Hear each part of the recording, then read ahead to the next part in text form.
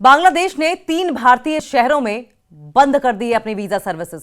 बांग्लादेश इस वक्त जल रहा है।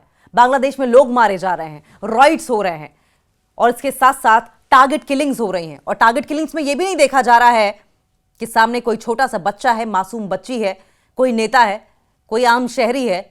कुछ भी नहीं देखा जा रहा है, कोई अधिकारी है देखा नहीं जा रहा है। हिंसा की आग में जलने को तैयार है बांग्लादेश, बिल्कुल नेपाल की तरह ही। लेकिन क्या बांग्लादेश के हिंसा में जलने का कोई रीजन भी है, कोई मकसद है? क्या जानबूझकर हिंसा में जलाया जा रहा है, हिंसा की आग में जलाया जा रहा है? हालात बेहद खराब हैं और इन हालातों के बीच में बांग्लादेश ने एक बड़ा फैसला लिया है। फैसला यह कि बांग्लादेश ने 3 भारतीय शहरों में अपनी वीजा सर्विसेज को बंद कर दिया है।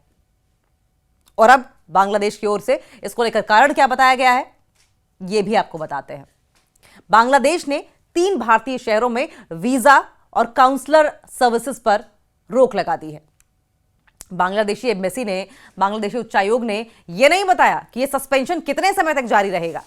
इससे पहले इंडिया ने बांग्लादेश में अपने मिशंस में वीजा सर्विसेज को रोकने का ऐलान किया था। भारत ने यह डिसीजन सुरक्षा स्थिति को देखते हुए लिया था। बांग्लादेश ने अप्रत्याशित परिस्थितियों का हवाला देते हुए नई दिल्ली, अगरतला और सिलीगुड़ी में अगली इंफॉर्मेशन तक सभी काउंसलर सेवाओं को वीजा जारी रखने पर रोक लगा दी है। बांग्लादेशी अगर मीडिया की बात करें तो Bangladeshi media the daily star ने बताया कि दिल्ली में बांग्लादेश मिशन के अपने बोर्ड पर लगाए गए एक नोटिस में कहा गया है कि अपरिहार्य परिस्थितियों के कारण नई दिल्ली में बांग्लादेश कमीशन से सभी काउंसलर और वीजा सेवाएं अगली सूचना तक के लिए अस्थायी रूप से निलंबित कर दी जाती हैं। तो जितनी भी सर्विसेज थी उन्हें फिलहाल के लिए सस्पेंड कर दिया गया है। बांग्लादेश ने क्या कहा था कि अनप्रेसिडेंटेड सिचुएशंस हैं बांग्लादेश में, अप्रत्याशित परिस्थितियां हैं। और अप्रत्याशित परिस्थितियों का हवाला देते हुए दिल्ली, अगरतला और सिलीगुड़ी में जो भी बांग्लादेश की एम्बेसी थी, कहां राजधानी दिल्ली में, अगरतला में, सिलीगुड़ी में, सभी काउंसलर सेवाओं और वीजा सर्विसेज पर रोक लगा दी है। बांग्लादेश ने अब वीजा की सर्विस क्यों बंद की, सवाल यह भी उठता है। देखिए, यह कदम तब उठाया गया जब अखंड हिंदू राष्ट्र सेना के कुछ सदस्यों ने, कुछ मेंबर्स ने सैटरडे को दिल्ली में हाई कमीशन के सामने विरोध प्रदर्शन किया, प्रोटेस्ट किया और बांग्लादेश के खिलाफ नारे लगाए। यह प्रोटेस्ट बांग्लादेश में लिंचिंग के बाद जलाए गए 27 वर्षीय हिंदू व्यक्ति दीपू चंद्र दास की हत्या के बाद विरोध में किया गया था। दीपू चंद्र दास, दीपू दास के नाम से भी इन्हें जानते हैं। इस दौरान प्रदर्शनकारियों ने मोहम्मद यूनुस के नेतृत्व वाली सरकार से बांग्लादेश में हिंदुओं की रक्षा करने की मांग की है। और ये सब हुआ क्यों? इतनी बड़े पैमाने पर हिंसा क्यों हो रही है? इतना बवाल, इतना ड्रामा क्यों हो रहा है? उस्मान हादी की मौत के बाद बवाल मचा हुआ है। उस्मान हादी की मौत के बाद बांग्लादेश में युवा नेता शरीफ उस्मान हादी की मौत के बाद विभिन्न हिस्सों में हिंसा और तोड़फोड़ की घटनाएं हुई। और इसी दौरान चटगांव में सहायक भारतीय उच्चायोग के आवास पर बृहस्पतिवार को पथराव की घटना भी हुई। आप समझिए, किसी को नहीं बख्शा जा रहा है। लेकिन यह बहुत इंपॉर्टेंट है कि चटगांव में जो सहायक इंडियन एम्बेसडर का घर है, इंडियन एम्बेसडर का, उनके घर पर स्टोन बेल्टिंग की गई, भयंकर पथराव किया गया। कुछ मास्क पहने हुए बंदूकधारी आए, गनमैन आए और 12 दिसंबर को मध्य ढाका के विजयनगर क्षेत्र में इंकलाब मंच के प्रवक्ता हादी के सिर में उस समय गोली मार दी गई थी जब वो चुनाव प्रचार कर रहे थे। हादी उस्मान अब की बार 12 फरवरी को होने वाले इलेक्शंस में उतरने वाले थे, चुनाव लड़ने वाले थे।